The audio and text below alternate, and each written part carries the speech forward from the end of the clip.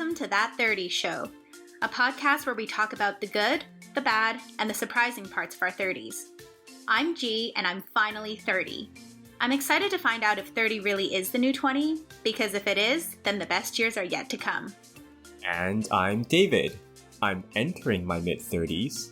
I used to have no back pain or trouble sleeping, but now I live off a healthy diet of self-help books and dream of being in bed by 10 p.m. every night. Join us each week as we try to figure out together what life in your 30s is all about.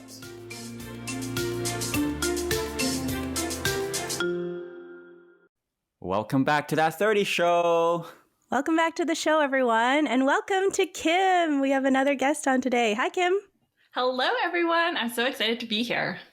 Yay, we're really excited to have you on.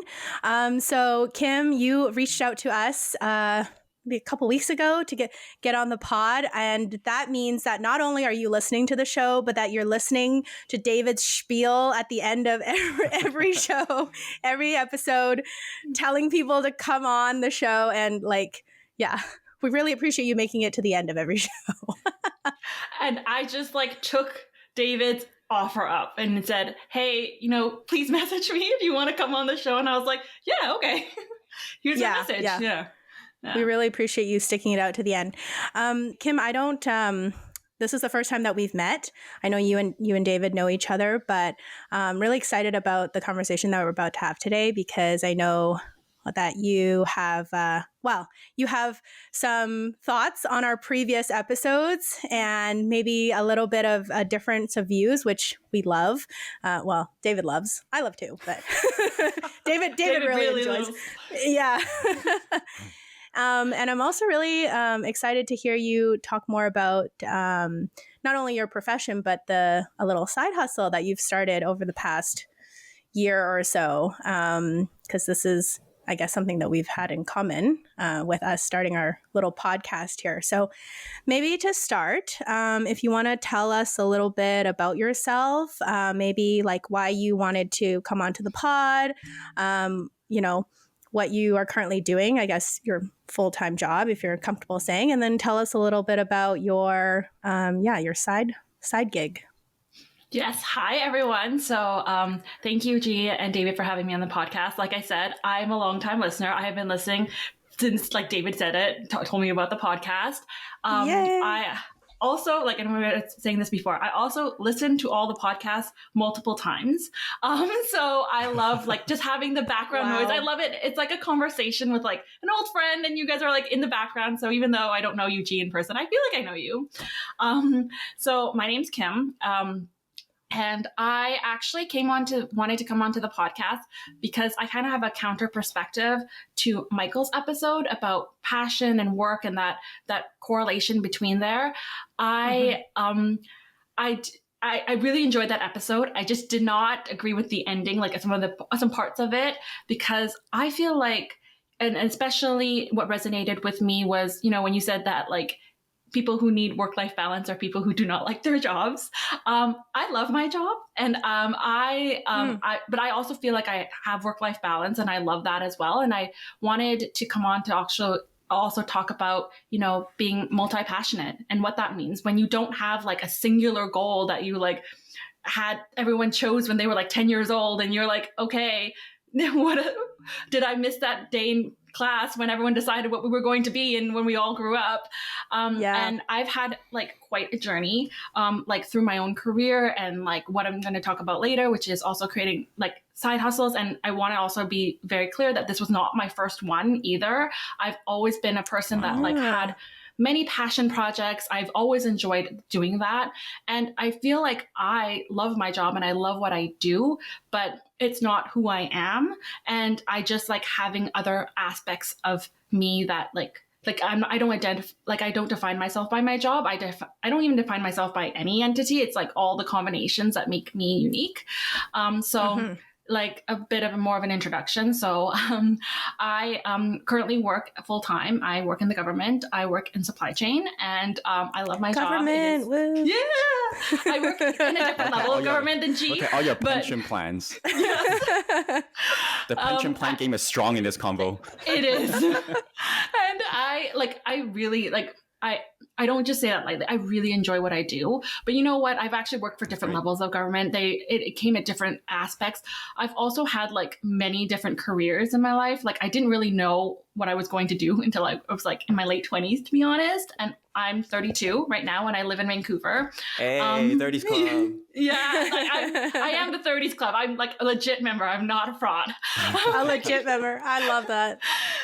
So yeah, like I like had so many different career paths in my life. Like I worked in travel. I worked in like security. I worked for just like lot of like a lot of random jobs. I was like, and I also like experimented with a lot of different types of career when I was younger. Like I was working for an NGO in Tanzania for a little while. And then I was like, I'm going to be an au pair in France. So I did that for a few weeks. Like, I just like, when one of those people that I just like things and I want to try different things and I just enjoy that. And so that's kind of led me to where I am right now. And I like love my job where I am right now. And I also have a like a side project as well, a side hustle. And that is I am a food content creator and blogger. So I have a food TikTok where I recreate #influencer in the house. Yeah. That's really weird for me to like, it's a weird comment. Like it's a weird thing for me to identify myself with because I don't really see myself as an influencer. But I mean, like, it has grown to way more than I thought it would be. And like, I've always loved food. Yeah. So it's like a passion project. And it's like, I created it out of having fun. Like, you know what I mean? I love my job, but it's like, I love this other part of me as well. And so it was important for me to have that as well. And it's been really fun. I've had a lot of, like I just so in case anyone like doesn't know, it's at Hey Kim Let's Eat. That's my handle on TikTok, and I really like recreate recipes from like Vancouver restaurants, and I do a lot of like recreations of Vietnamese recipes from like my childhood and you know like my heritage as well. So yeah, that's what I do, and that's who I am, and other things will come up, I'm sure, in the podcast. Yeah.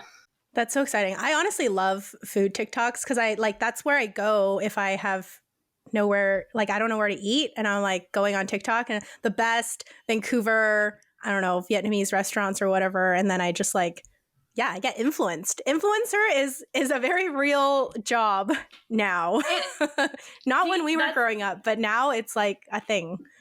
It is a real job. It is a lot of work. Yep. I have worked with like brands and stuff like that before. So it is a real job. I get it. But it is like also for me anyways, I am very careful because I have the, like my sole intention is only for this to be my side thing. I don't have any intention, to be honest, to ever take this full time. I love what I do. I just love this, that I get this part of it without having to take all of the other influencer type of, you know, like I don't want to do it full time and then have to take all of that comes with it as well.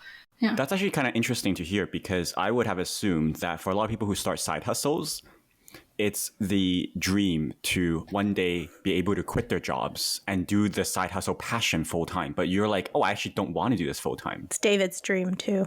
That's my dream. Yeah. And like for me, I think that's great because I know a lot of people have that as their dream. I just think that, you know, like you can live a fulfilled life and just be fulfilled in different ways and enjoy, like I just enjoy like all parts of my life. And that's one of the things that I wanted to talk about because like, the conclusion of the episode from Michael's was that people who have work-life balance hate their jobs. And I was like, no, I don't hate my job. I love what I do. And I created this out of, because I love what I do. And I also thought like, that it was like a little bit of like internalized capitalism, like that, like you think that you have to only be like, that you only have to, like, your job has to be what you love all the time. And that's it. Because like my perspective of jobs and career and things like that is that, you know, it doesn't define who I am. And there are a lot of aspects of a job that like, I want to be frank, like, because I don't really believe in like toxic positivity. There's parts of every job that are good and bad. Like, you know, like you have to take, and I always am the type of person I was like, you just take the good with the bad as well. So in my own personal career, like I do not want to be a manager. Like I have a certain level of that, like I want to aspire to in my career. But after that, like I don't want to actually go, like forward with, like just keep climbing the ladder, and essentially. And it's not because I don't love what I do. It's actually because I love what I do. And the skill set that I have and in the position, and of course there's like growth in my specific field, but I want to be a specialist in my field. The growth that I have in my field is very like particular, and it uses a specific skill set. And when you're a manager, when you're higher up all the time, like you're not doing that thing anymore. You're managing people, you're doing strategy. I'm like, no, I don't want to do that. That doesn't sound like fun. Right. And so for me anyways, like I have like other passions. So when I reach that point, I'm like, oh, I can like do other things and achieve personally what other goals in life that I have. And I just am a person that I've always had like career goals, sure, but I've also have a lot of personal goals. And like when people ask me like why I started TikTok and you know what I mean? Like why did I start doing this? I was like, you know what? I have like a list of things that I've always wanted to do. And this is like a little embarrassing. I had like, when I was 21, I created a list, which was my 30 before 30 list. And so I've always had like a list of like personal goals that I've had, career and personal life related. And then one of the goals that I've always had in the back of my mind is I've always wanted to compete on the Food Network. Like that has been my, like since I was a child, like that's a passion of mine. Like I've loved food since I was a kid. I used to watch Food Network all the time. And I'm like, I'm going to like figure out how to make this happen. And I was like, food TikTok is like the first step, you know? I was like, I got to put myself out there. I got to start making recipes. Like I got to start doing this. And then like one day I will compete on the Food Network, hopefully. Yeah. You have to have ambitious goals. I think that's, it gets you up in the morning. Like it's an ambitious, inspiring, long-term, finish line that you can, aspire to every day. I think that's very, motivational. We'll manifest that for you, that you get on the Food Network someday. And then now you have, you know, like it's all documented here that like You've one put it day out that there. one day that you're going to be on there. And so when you're on the Food Network, they're going to cut this clip from this interview and they're going to air it in your introduction. Yes. That would be so cool. I would love that. And also if anyone, like if it's any type of voting thing, if you could vote for me, that would be appreciated. But yeah, that's so like awesome. So I just have like different goals in that aspect. And I think that like I think that it's important to like have work-life balance actually. And I know that David, before you were talking about in that episode, you were talking about like a book called Grit, and you said that work-life balance, like if once you like achieve your goal or once you set your goal, you set your sights on your goal, that everything else will fall into place. I don't believe that. I think work-life balance, the way that I see it and just my perspective is it takes work. Like everything that I've done, it takes work, like to maintain my balance. And like, again, it's not like my career isn't everything that I am. My TikTok isn't everything that I am.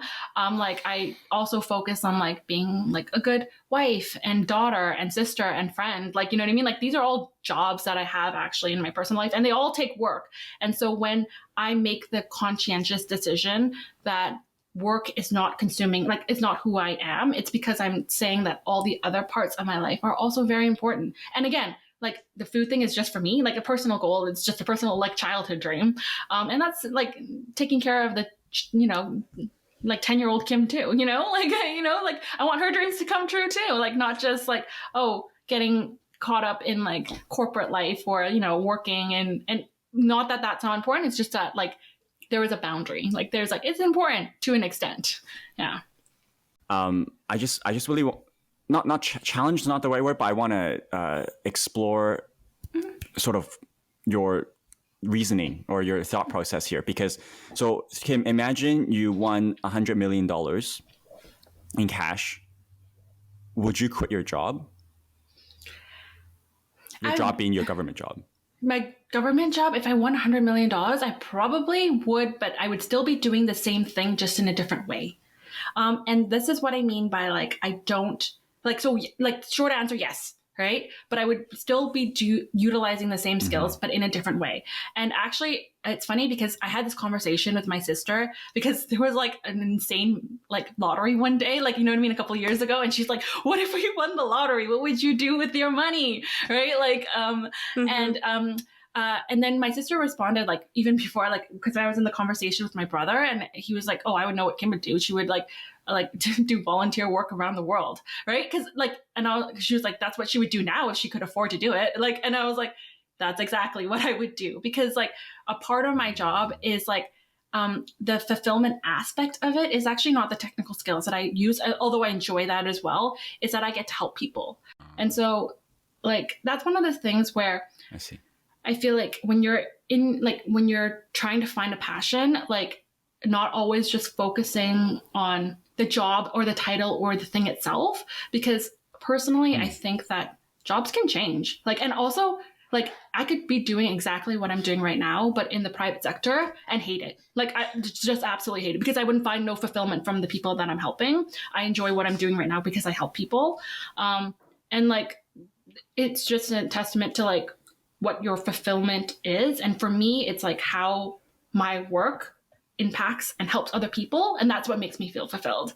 And I just get there in a different way. Like in my food TikTok, for example, like I recreate recipes from what other people like suggest to me a lot of times. And like, I just really like, I didn't grow up eating in restaurants because like my family was very like low income. It just wasn't something that's in your realm of reality when you're very young.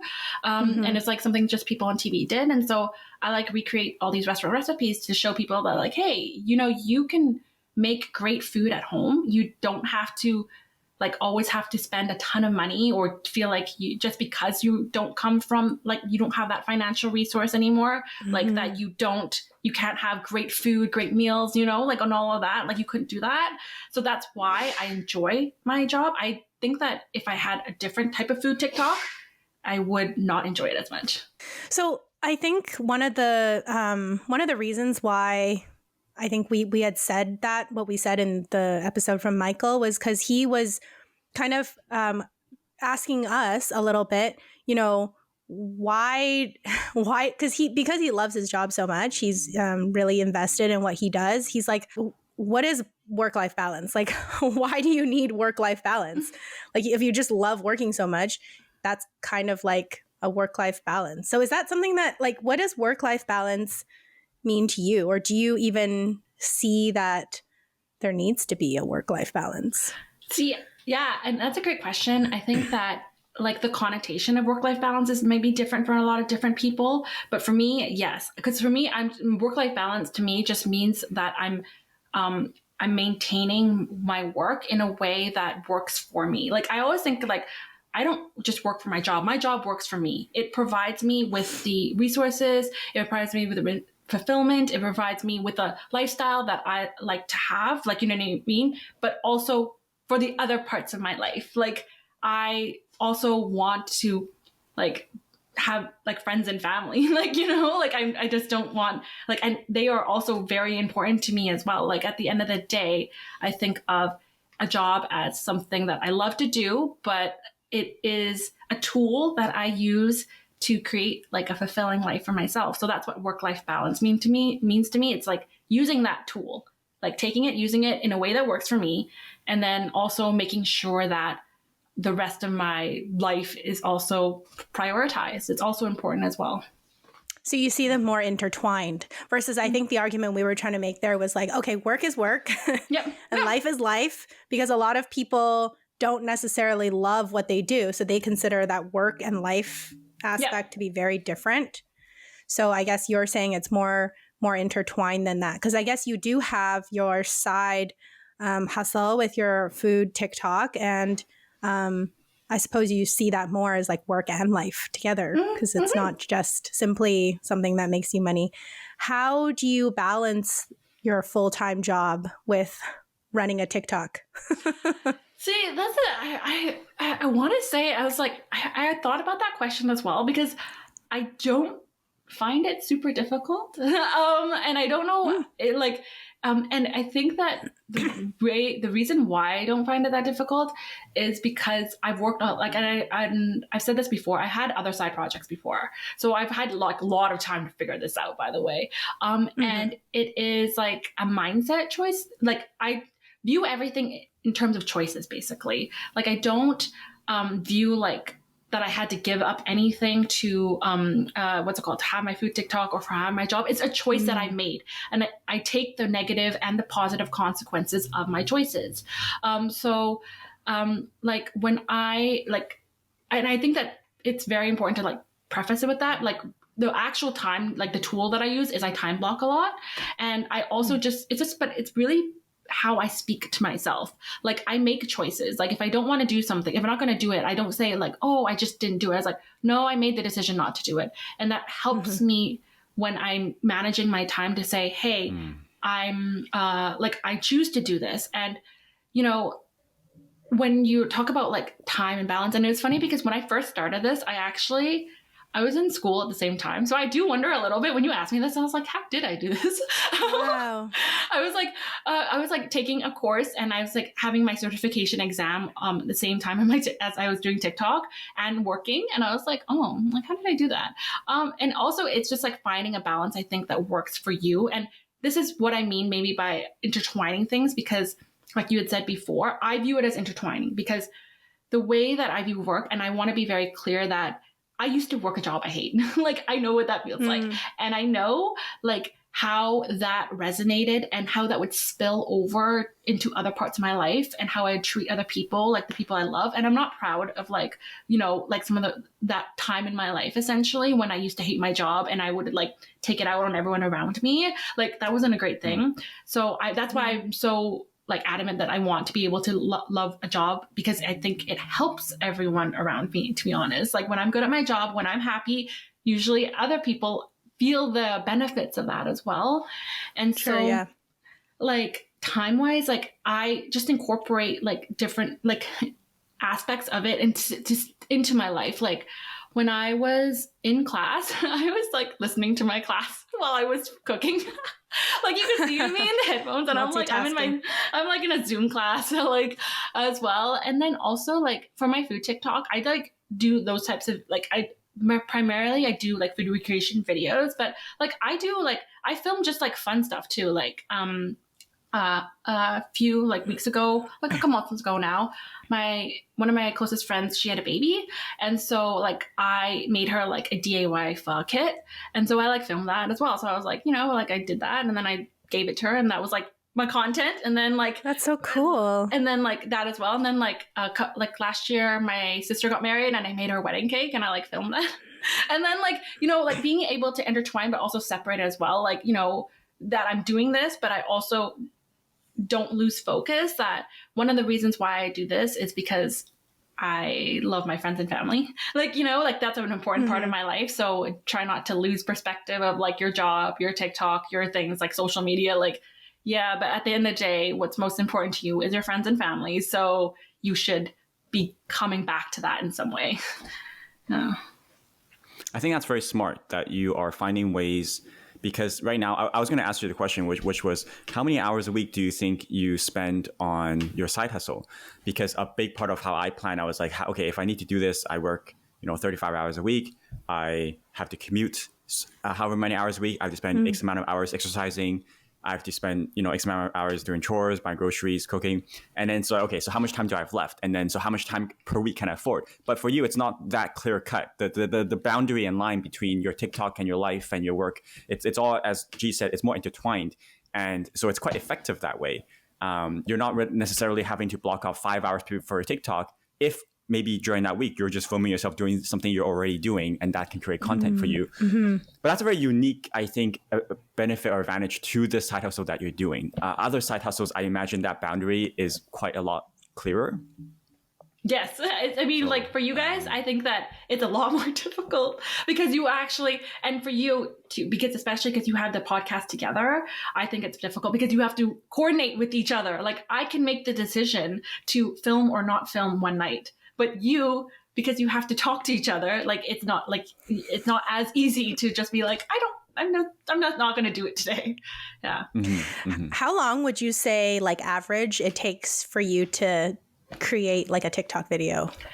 How many? See, like, it really depends. It really depends on the video. It really depends. Like, some of my recreations, because I do restaurant recreations, some of them have taken multiple tries. Some of them I got pretty close on the first try, right? Or once or twice. I usually do at least twice because I usually like try it out sometime during the week, right? Or experiment or components and then I film on the weekend. But sometimes like some of my videos like have taken forever. And like it's actually like not even that funny how many times I've had to reorder something and how many times I've had to take it. But I feel like for me it's a challenge, and I think that something that you said before as well is like it being intertwined, and it is easier for me to intertwine this as well, is that like I feel like having my food TikTok actually makes like me better at what I'm doing before. Like it's almost like I don't know how to explain it very well, but maybe it's like a juxtaposition. Like I like to use these skills, and then at work I use different skills. Like, you know what I mean? It's almost like I am able to have different facets of myself, and it makes it enjoyable for me. Because honestly, if you made me cook every day, like all day, I probably would not like it as much. But like for me, it's like, okay, I cook and I do this thing, and then afterwards I like go to my job and I do this other thing that I really like, you know, and I feel like I get to use all my skills that I really like, but not to the point where I actually get super sick of it and actually hate it or resent it. And that's really important to me, is like not resenting what I do. But I feel like oftentimes people say that once they start making something their job, like a passion project, for example, their job, that they enjoy it a little bit less because they feel like, you know, they have to post or they have to upload something, or they you know, they're forced to do it maybe when they don't even want to. Have you ever felt that way about your food TikTok? Like it might be a passion for you to make food for your family and friends, but once it starts to become like work, do you ever feel less passionate about it?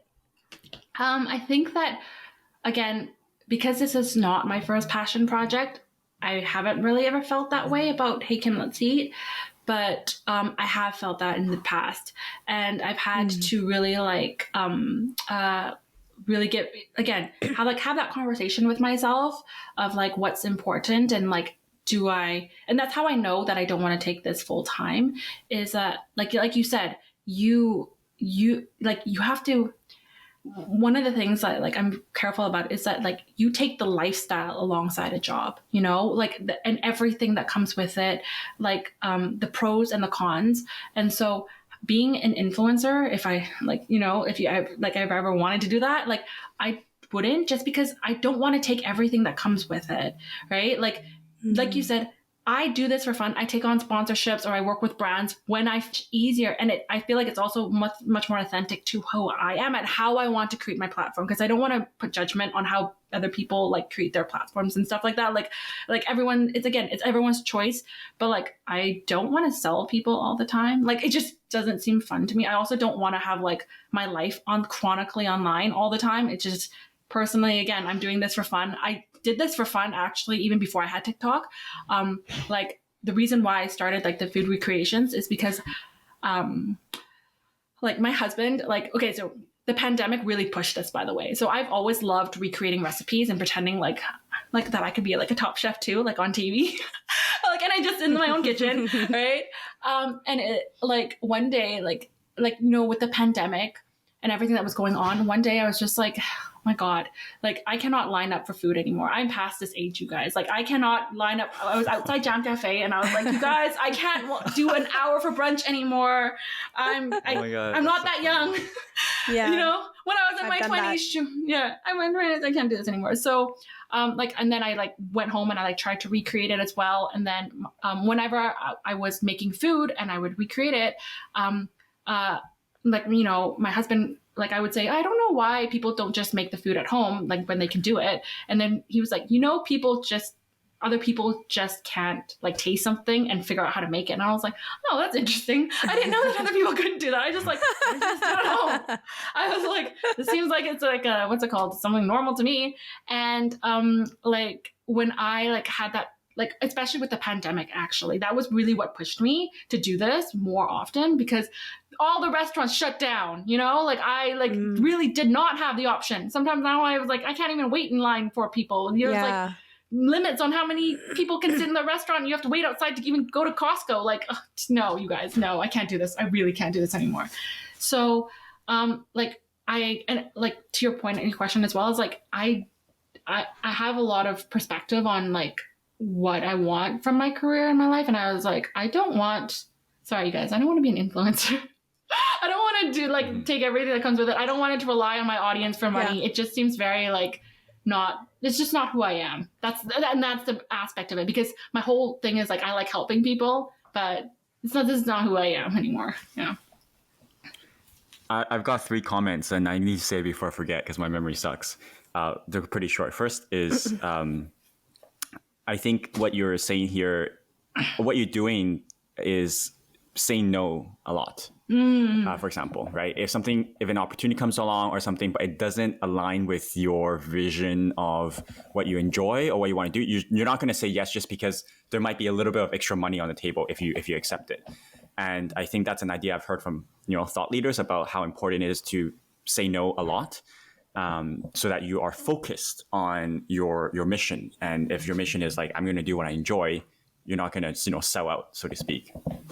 The second comment is, I really like how you found something from the pandemic, which was, objectively and universally a challenging time for everyone, but you are reflecting back on that time as something that allowed you benefited from it in a very specific and significant way. You're like, well, it was a shitty time, but because of that, this is how I sort of capitalized on it for the better. And I really like that. I think I sort of developed or refound my passion and interest for reading during the pandemic, for example, or something like that. I can't remember. Maybe before that. Anyways.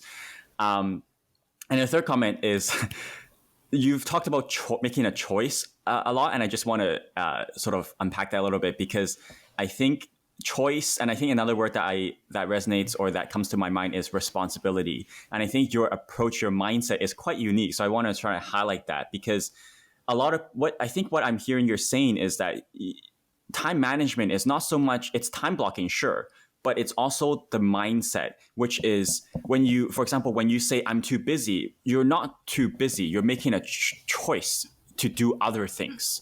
So, I mean, I guess in a way you're too busy, but you don't think of it like that, right, Kim? You're like, well, I am busy, but that's because I've made a choice to do X instead. So I will accept the consequences. I'm not going to complain, oh, I'm too busy.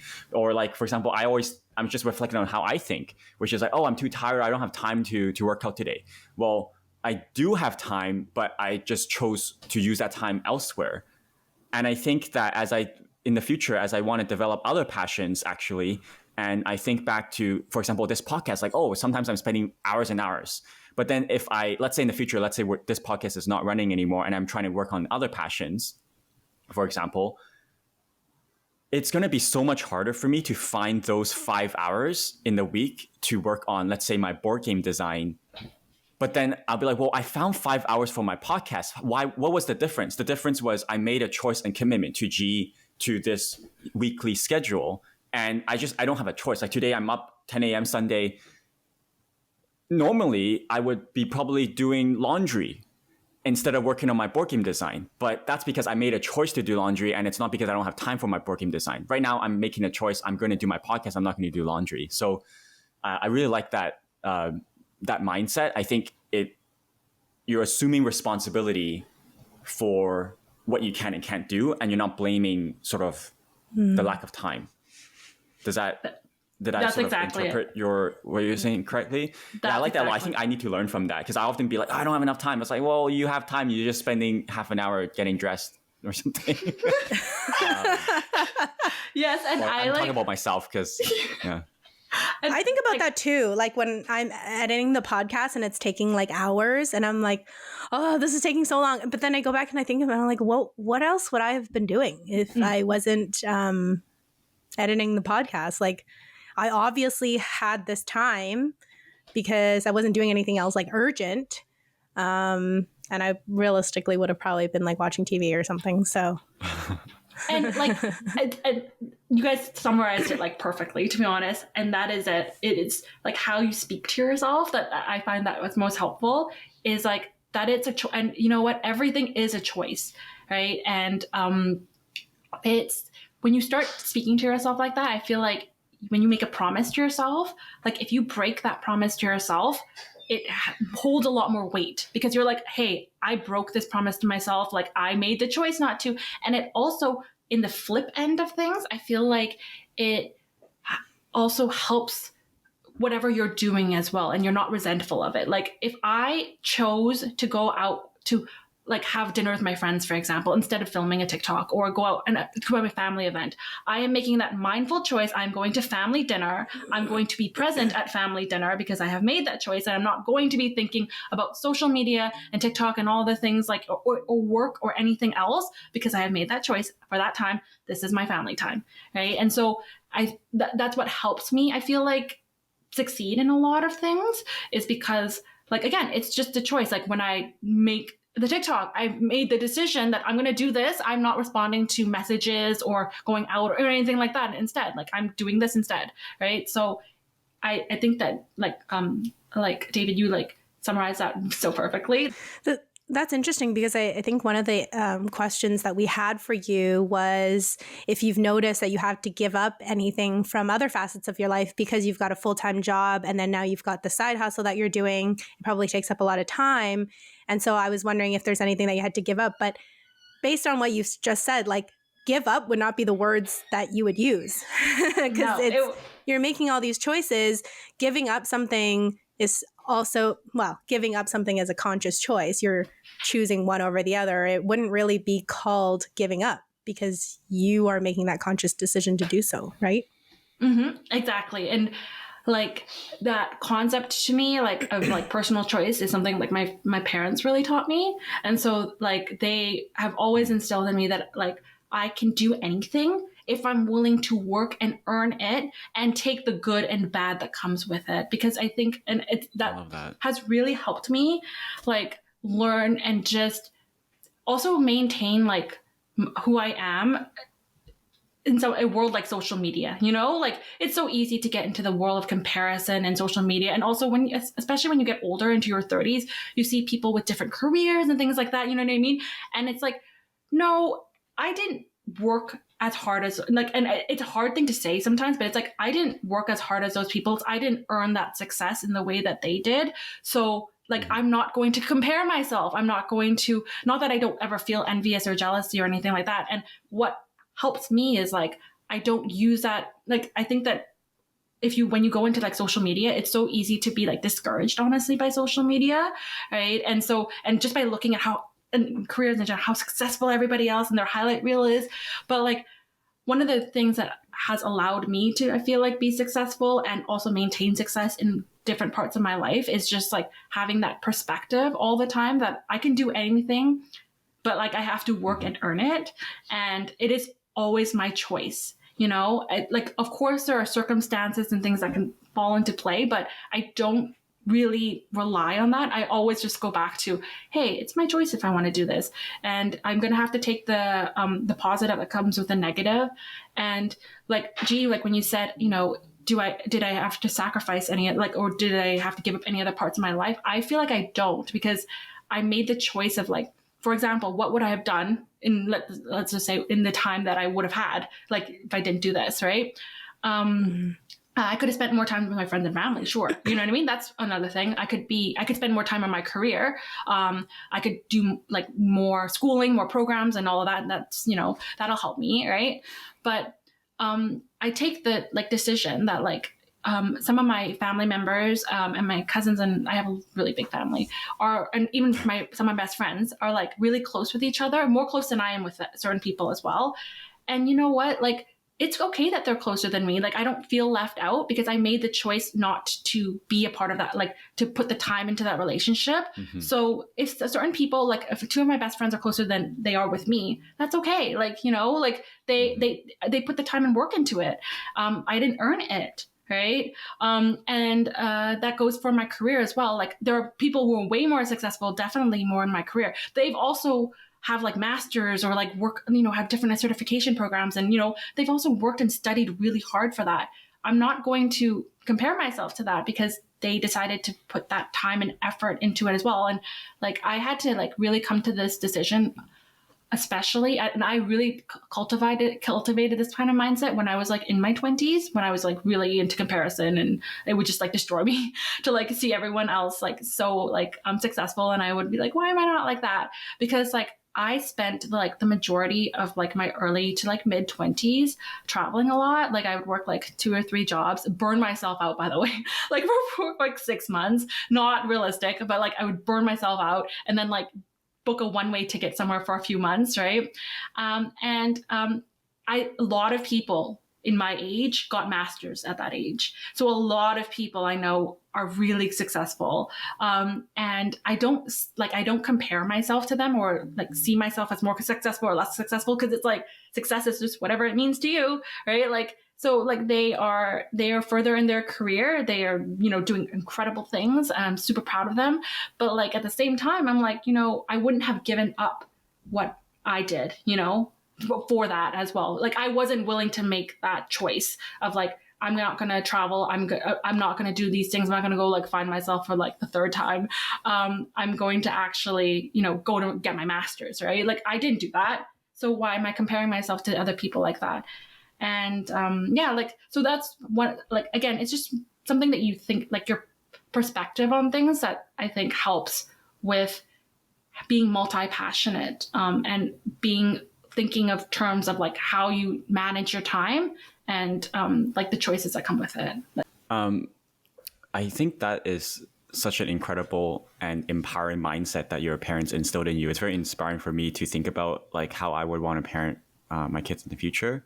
I think that's a life-changing mindset to instill and yeah, I think you're very lucky. I don't know if lucky is the right word, but no, I think you're lucky do. that your parents. I do. I feel like I do. Like I feel like my biggest privilege in my entire life is that my parents really wanted to be parents, and that they really like instilled in this type of stuff in me, and like they really taught me, like, you know, again, you can do anything, you know. They were very like, they believed that I can do anything, but like you got to work for it. Like, you know, you got to earn it. And like they just really like wanted, like my parents anyways, like they always like were like so supportive and always thought I could do anything, into a way that I thought I was like it's slightly delusional. Like sometimes I question like what my parents, like, you know, their parenting was, because they were like, do you really thought I could just do anything? And they're like, yes, you can, if you just work really hard for it, right? And that has helped me like navigate so much of like my adulthood, to be honest. Like I didn't really get it that much when I was younger, and they like supported me when I had like no career choice, to be honest. Like they just like, you know, you go find yourself, you go do what you, and they always like had a lot of trust in me, that, and what they cultivated me in a lot was resilience, that like if something bad happens, you will figure it out. They just always like, you're going to figure it out. You're going to find the solution. And there were a lot of times in my life where I felt like, oh my goodness, I don't know if I could do this. And they've just really taught me that, like, yeah, again, sometimes I'm a little delusional sometimes, that I think that if there's a problem, I can just solve it. But it's helped me in a lot of other ways. So it gets you to a certain extent far. Yeah. I'm so inspired by that. And I think it's so important that, because, you know, this idea that, oh, you can do anything, you can be anything you want, that's not a progressive or new thing. But I think the important ingredient that your parents added to that phrase is, if you work hard for it and earn it. That's the part that I think many people are missing. People, like kids, are told, oh, you're amazing just the way you are. Or, I mean, yes, sort of. Or like, oh, you can do anything you want. Like, yes, sort of. But they forget to add the ingredient, well, but you have to go and earn it. And so I think what you're alluding to here is the classic iceberg image, right? Where success is what you see on top, and then the hard work is below the water. So for you, because you have this mindset, you look at other people who are successful, and while most of us will be like, let's say I'm, you know, recently got obsessed with Mr. Beast, late to the train. He's, you know, the most subscribed person on YouTube. And they're like, oh, wow, I wish I could make videos for fun and get 100 million views in the first 5 minutes. It's like, but he's been doing this for years and years, and he spent like 5 years where he had no views or no subscribers, and he just kept making videos every week because he loved it. And so the success that you see, he earned it. And so you can be like him too if you go and work as hard as he did. Yes. And like, I love that. And because that's just changed how I've viewed a lot of things. And it is like, not just that you earn it, but you're willing to fail as many times as those people did. Because there's a lot of people who fail and you don't, like, again, like you said, you don't hear about those. Yeah, no, exactly. exactly. The successes. Exactly. Like how many videos do people have to post with no views? How many times are you going to post a video that gets 0 views and continue to move forward with that? And I love that you use like the example of Mr. Beast, because I'm so grateful that people who are honest about this. And this is one of the things I wanted to talk about like today. So I want to be honest about it as well. It's you guys know Tiffy Cooks, right? Like, she's Vancouver food blogger. She's really popular on TikTok. Okay, well, you guys I probably have come across the videos. But okay, well, she's very famous. Okay, you guys are not. She's like a Vancouver celebrity. Like, you guys are, okay, whatever. Okay, anyway, she's got millions and millions of like literally millions of followers on TikTok and Instagram and all of that, right? And what I really love about that she's very honest about is that she's openly talked about how she wanted to be a food blogger for 10 years before she made it big on TikTok. So you watch her and you think she was an overnight success because the first video she got on TikTok got thousands and thousands of views. Oh no, she was like, I've been trying to do this for the last 10 years. She was almost on her 11th year when she got to the level of success. And once her success came, it came in like a huge surge. And it's like, well, yeah, she's been working on her recipes and been doing this for 10 years. And she's like, I've failed so many times. And like, this was like 10 years later. And so that's why I was like, I don't compare myself, like, not in a way that's like negative. Of course, like she's like I admire her, but like, I don't compare myself to her, because I was like, she's been doing this for 10 years and she's gotten the level of success. If like, I've been doing this for a year, like, you know what I mean? Like, not the same thing. And, don't use this as a way to like discourage yourself. And again, there are so many examples of people that I know who just like have been doing this for so long. And like, again, like, how many times are you going to, so the people who are successful, how many times, if you want to compare yourself to them, are you going to fail? Are you going to fail the same amount of times as they are? Right? Because that's how much they did it. Are you going to post 0 view videos? Are you as many times as they are and keep going? Are you also going to take the hate that comes with it? Because like, I really appreciate people who are very honest about it. But like, when I was younger, Michelle Phan, she's a makeup beauty guru. She was one of the OGs on YouTube. I know her. Yeah, okay. Okay. You do know some like context. So yeah. Someone. So anyways, like she used to talk about like when she first started making beauty YouTube videos, like, again, before YouTube was monetized, before influencer was even a name, like, she would go to parties and people would play her YouTube videos and make fun of her at the parties. And I was just like, oh my goodness, like, I don't know if I could, like, I don't know if I had that like bandwidth. And she kept going. I was like, you know what? I don't know if I could do that if I were you. If people were like making fun of me or like, you know what I mean? Like, or bullying me or anything. Like, I was like, man, I don't know. Like, it takes a lot of like courage, I feel like, to put yourself out there. And that's something that people like don't really, I think, understand, like, have that perspective sometimes when they look at people online or success for a career. It's like, yeah, it's because like they put themselves out there. And I'm sure, and myself included, anyone who is like successful in their career, they probably said something embarrassing, or they probably failed even in their job. You know what I mean? They probably did something that didn't work. Maybe they managed a project, it didn't work out. Guess what? They learned the lesson from it and they like did not do it again, or they did it way better the next time, you know? But like, it was probably kind of like embarrassing to fall or fail, and yet you have to get back up. And it's such a cliche thing to say, but I really do believe that like you have to be willing to put yourself out there, and you have to be willing to like take that negativity and turn it, like, keep going like through it, basically. I really believe that too. I think all the best lessons are learned from failure. Like, when you fail at something, the lessons that you learn are way more valuable than the times where you succeed. At least in my experience, it's been. David, there's hope yet for our podcast. Yeah, I mean, that was one of the questions I was going to ask, but I think we've addressed it, which is like, how do you sustain your side hustle or your passion project when there's no momentum, there's no reward, you know, whether it's a podcast or influencer, or let's say for me in the future, I want to design a board game, like no one buys it, no one plays it. That's hard, but yeah, I think you just gotta stick at it. I think one of the things, what's his name, John? I can't remember. There's this Chinese guy, American, who's an astronaut, a surgeon, a sniper in the U.S. Army. He's, you know, crazy. He's done all these things, and he's just like, I'm no smarter than anyone else. I'm no more capable than anyone else. But what I'm really good at is I set a goal and I stick to it, and I just keep at it. And like that's what he credits for his success, is his ability to just focus on a goal and work at it and persevere nonstop. And that's just like, I'm not smart, I just don't give up.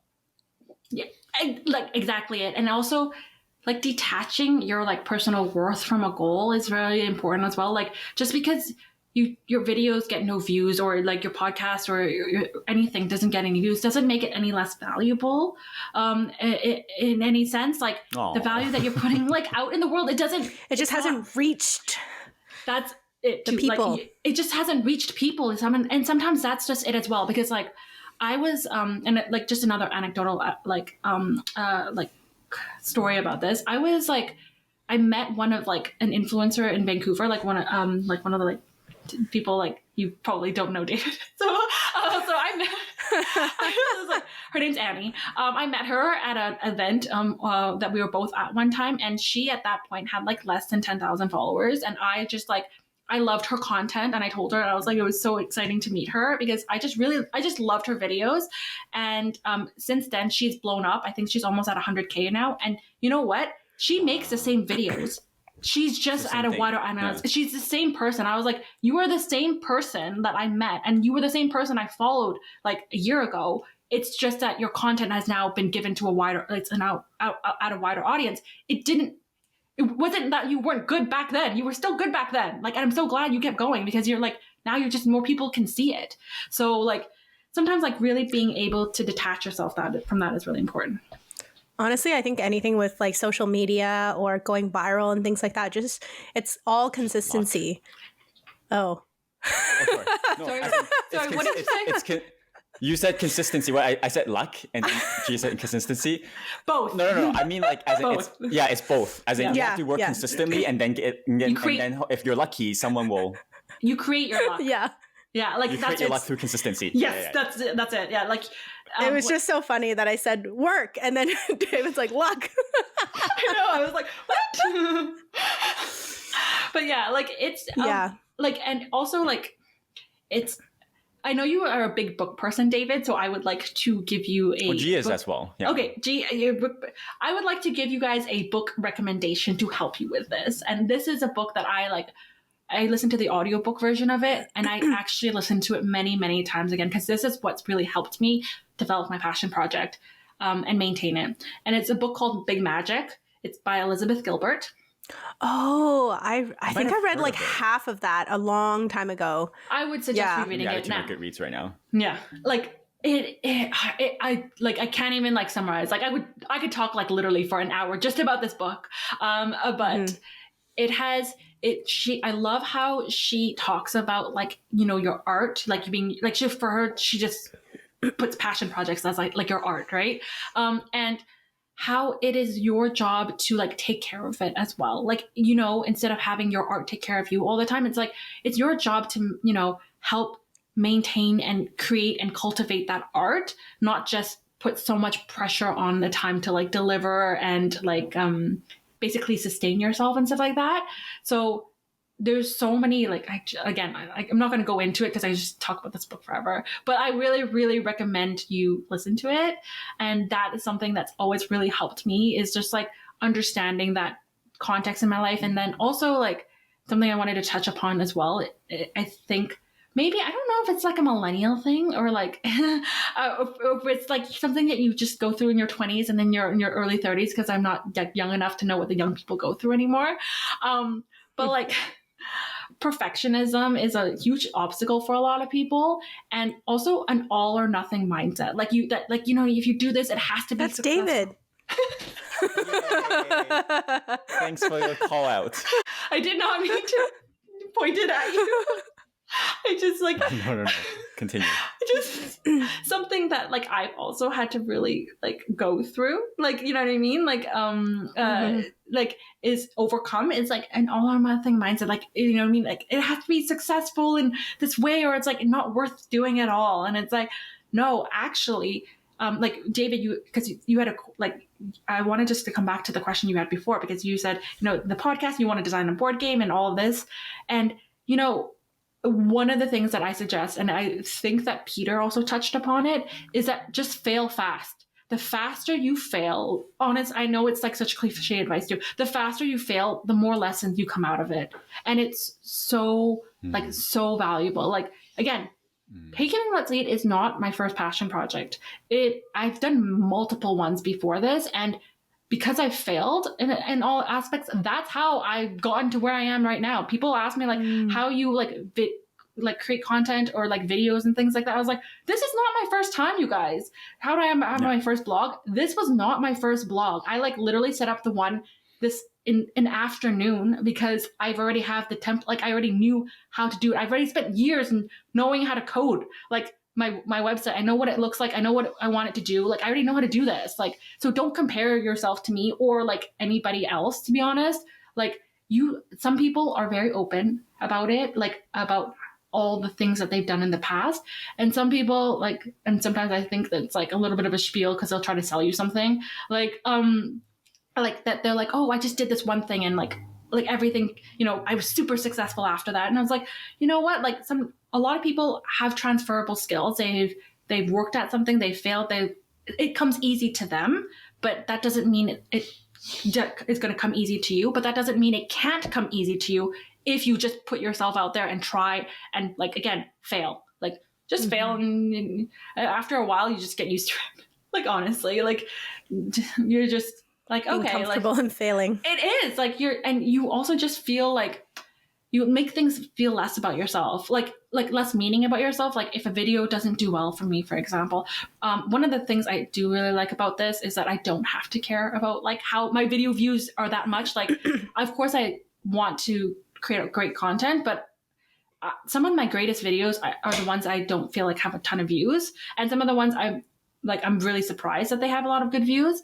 And I also get to like make the choice of like what content I create just for me. Like, you know, like I can just do it just for fun, like for my audience. And that's one of the reasons why I like this as a side hustle, because I get to make all of these decisions completely separate from like financial means. Like I don't have to be like, oh, I have to make this type of video because it's going to get this many views. I'm like, no, I can just do whatever I want.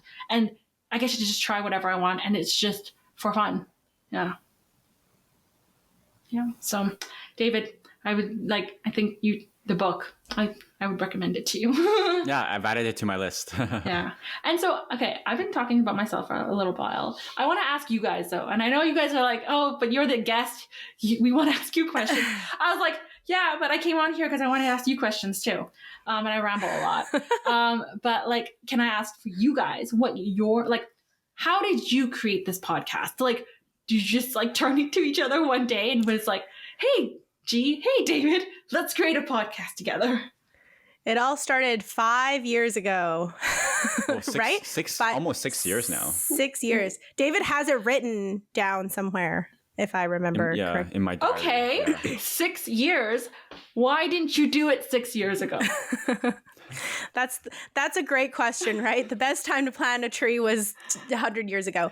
I feel like we always used to just joke around about it. Like in our group of friends that we always hang out with together, we always would joke around about it because we have like pretty different personalities. And so like we thought that maybe it would like vibe well if we have those kinds of different perspectives and personalities on a podcast. And like I've always just kind of wanted to do something more creative because I don't really explore that facet of my life very well in my day-to-day job or even like anywhere else. Like I've always wanted to paint or like do something creative, but I'm not a very creative person. So I've just never done anything on that front. And maybe I should and try to develop that. But so I guess at some point we finally said, let's just start this and let's just like see if we can actually do it.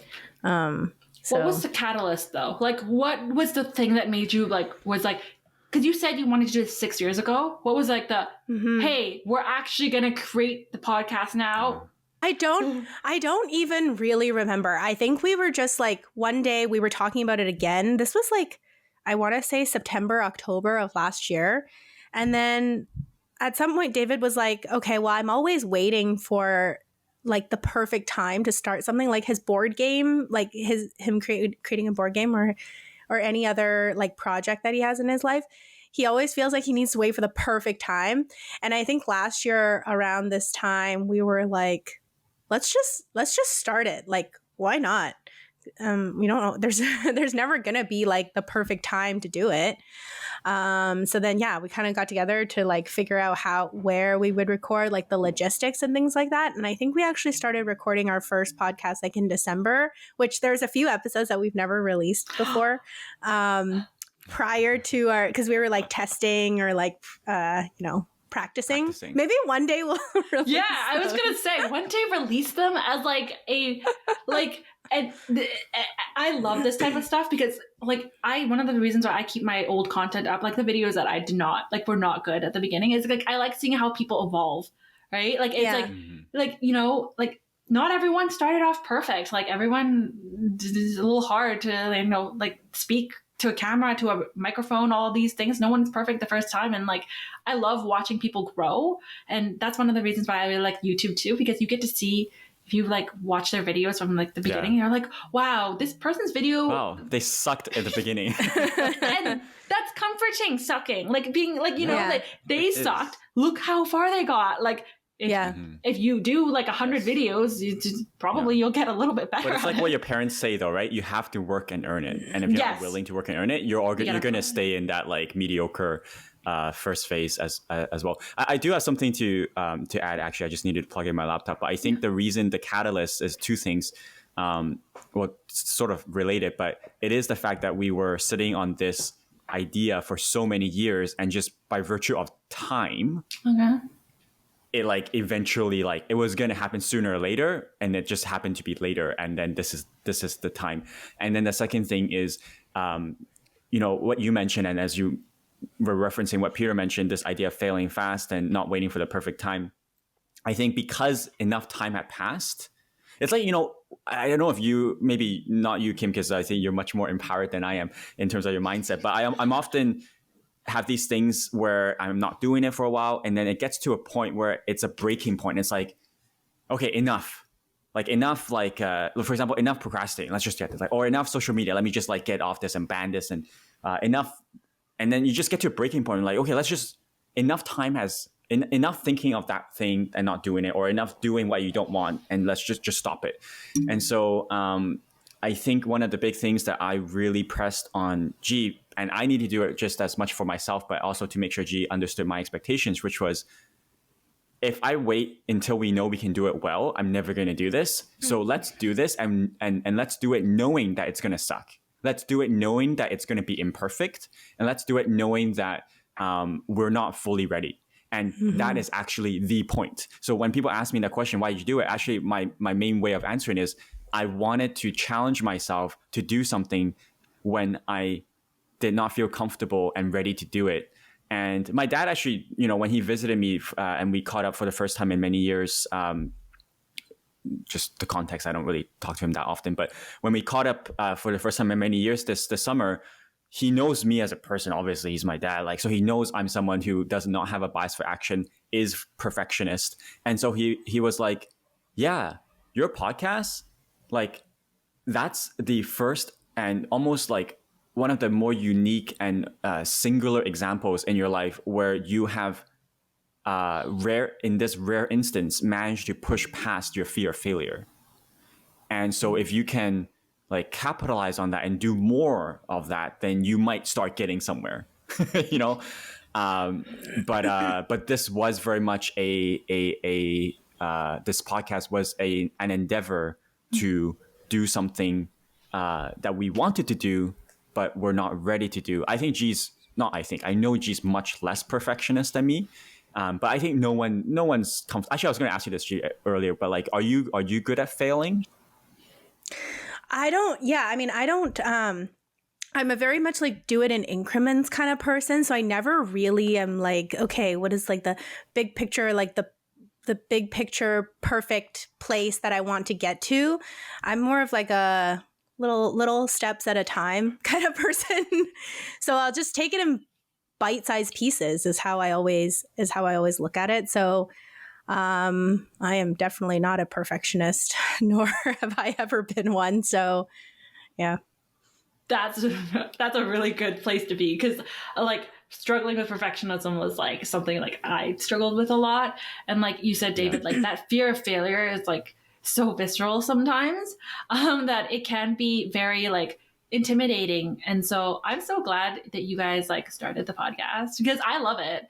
And I think that to your point before also, David, like I love that you said that you were just going to say, do it and it sucks. Like, even if it sucks, and like, that's like the intention. And like, I like that, because I think it's good to have an intention of something being like a learning project, you know, like that is the goal. And so the goal is to learn. Yeah, exactly. So like, and Samson said this in his podcast episode as well, is that like, you only fail if you didn't have fun. Like, you know what I mean? Like, and that's the way that I see things as well, is like, you only, I don't like, it's just whatever you qualify as failing. Like, you know what I mean? Like, I honestly also think that just because you stop doing something doesn't actually mean you fail.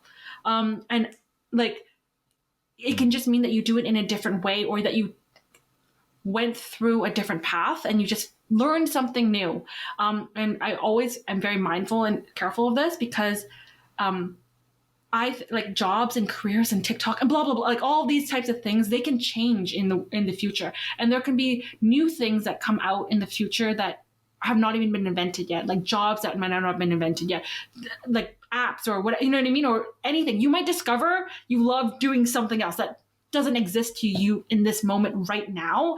And that will be so cool. And just allowing yourself to be like open to that, and just having that idea of like, hey, this was like, you know, this was a podcast, was your learning project. If it for any reason changes somewhere down your later in your life, that's fine. That means it's like you got to fail, or not even fail, like you got to do something really cool, and then you get to take that and like design your board game, or like take that and do something else, or you can keep it and like have it change and transform in a different way that you didn't really plan. Like, you know what I mean? Because like sometimes I think that when we wait for the perfect time, it's that we can plan how things are going to happen. It's like, you know, something unplanned could happen.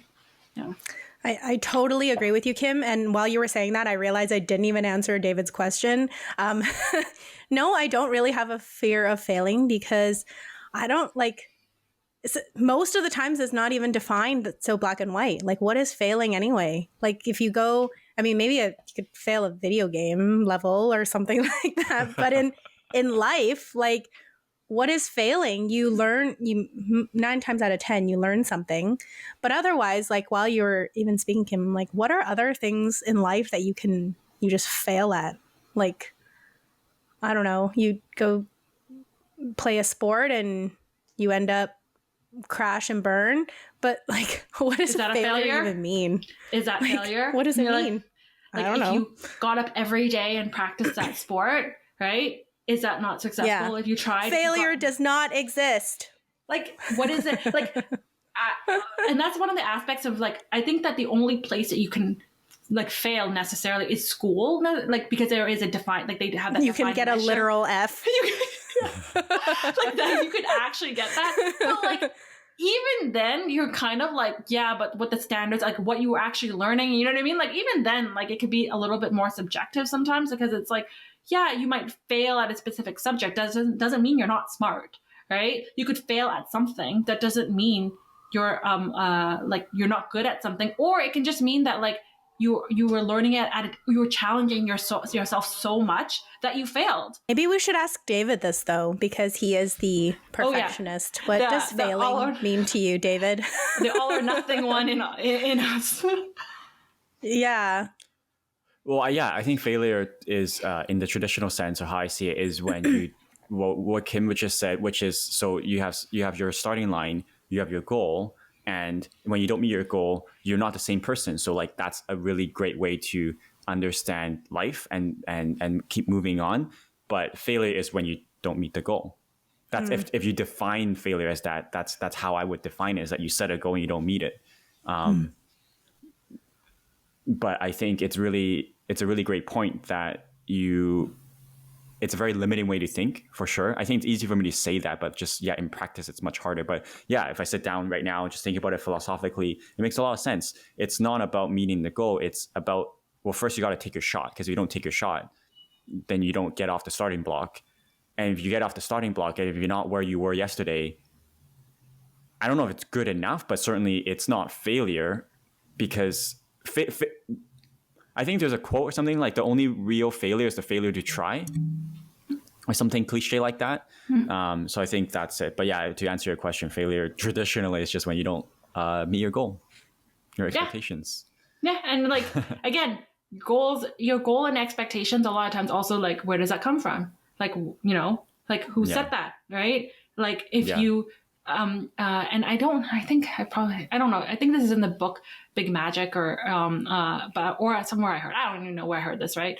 But like just because you don't do something that is to a specific standard of someone else, doesn't make you that person. Or just because you don't make money out of something doesn't make you any less talented in that area necessarily. Like I think in Big Magic, Elizabeth talks about, like, if you write, you're a writer. You know what I mean? Just because you didn't win some kind of award, or you didn't books. Exactly. Just because you didn't sell a million books, or even if writing is not your full-time job or anything like that, doesn't mean you're not a writer, right? Just because your podcast, it doesn't have 1 million downloads, doesn't make you not a podcaster. These are not We're podcasters. These are not terms. Like so that's one of the things, like, when it comes to like failing, like, what are you failing at necessarily? Like again, against whose standards are you failing at? And like there are obviously things that you can actually, like, if you want to be like a lawyer, or like there's a bar, like, you know what I mean? There's actual like certifications, and there are things that sure you can fail at. But like in like life terms, like how do you fail at life? And again, everyone's definition of success. Damn, what a question. How do you fail at life? Yeah, everyone's definition of success is so different, and what someone might see as a success to them might be a failure, whatever, to another person. And like, I think that's something that just, like, to have context in, and to have perspective in. And it's like, what are you actually failing at? Well, I think what you said earlier, you said something earlier, but we just sort of glanced by. But actually, it's such a key ingredient that I can't manage to do, but it's certainly something I aspire to do in the future, if I can get to it, which is not attaching your self-worth to your results. That's like what Eckhart Tolle is all about. So if you read his books, you'll have heard about that notion as well. But that's the part that's hard, right? Because for obvious reasons. So that's the key ingredient, though, I think. I attach myself when there's good results. When there's bad results, I detach. I'm no part of this. And like, anyway. Yeah, I agree. It's a hard thing to do, by the way, David. It's a by the way, I'm not perfect at it either. Like, it's a really tough thing. Nor should we try to be. No. Because we don't need to be perfectionists. No. Anyway. This whole conversation is like a group self-therapy. I don't know about you, but I'm definitely I'm very genuinely inspired. And Kim, I feel like you should like do some TEDx talk or like some workshop. It's motivational stuff. This was her TEDx talk. This is TEDx. Yeah. Like TEDx on the That 30s Show podcast. Well, Kim, like, I certainly really resonated with a lot of things that you said today. Like, I think we have really similar mindsets, and I really like how you talk about choices and not thinking of things as a sacrifice, but rather the choices that you make. Obviously there are those out there who actually have to make sacrifices, and it's not all about like, okay, this is my choice. Sometimes people have to do things that they don't necessarily want to do. But I think along with like a previous episode where we talk about, this, you find passion in what you do, rather than finding passion first and then going out to pursue that. I think it's along the same lines, and it's all about kind of giving the power back to you, back to yourself, and I really like that. So thank you. You're welcome. Thanks so much for having me on the podcast. And I loved learning about, like, honestly, I could do like a whole episode where I just ask you these questions. I was Have you back on to interview us. Yeah. I was like, I'm just so interested to know, like, I mean, obviously you guys touched upon it, but I was like, what is your, like, how do you guys manage the full-time job and like running the podcast, and how do you guys do this? I think end of the season, I was thinking of doing like what we've learned from this process, how it goes, and in an uncut, because I love that. Like, just do an uncut. Those are my favorites too. I love those. Yeah, it's my favorite. Yeah. No, that's been great. I'll give a quick reminder that if anyone listening really enjoyed this conversation, we'd love it if you share with a friend. I think there's with every podcast episode, but I certainly think with this one, I guess I'm maybe personally biased because a lot of things that Kim said, I think does speak to me and things that I want to work on and become better at. So hopefully it can we can spread the love, spread the message. And so, give us a follow wherever you're listening to this. Ratings on Spotify really help us. Let us know if you have any feedback. You can DM us on Instagram at that30showpod or email us at that30showpod@gmail.com. And we'll definitely put a link to Kim's TikTok in our show notes. Yes. So everyone, please check it out. Go support her. And maybe recreate Jam Cafe, because no one needs to line up an hour for Jam Cafe. For sure. I'll take your suggestion and put it on the list. I second that. Yes. Yeah. Okay, well, that's awesome. Thanks so much.